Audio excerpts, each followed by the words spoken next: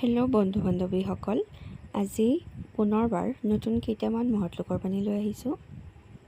প্ৰথম মহৎলোকৰ বাণীটো হৈছে, চুৰ কৰা মহাপাপ। বুদ্ধদেৱে কৈছিল, যি নিজস্বক হেৰুৱাই তেওঁ সকলো হেৰুৱায়। মহাত্মা গান্ধীয়ে কৈছিল।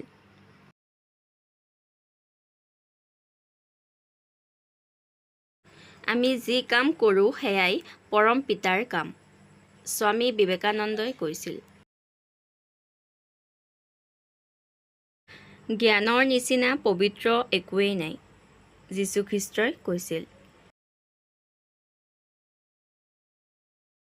সময় অমূল্য ধন। Benjamin Franklin.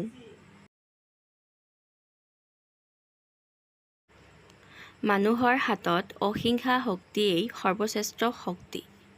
মহাত্মা গান্ধীয়ে কৈছিল। নোৱাৰা শব্দটো মূৰ্খৰ ভঁৰালত থাকে। আব্ৰাহাম লিংকনে কৈছিল।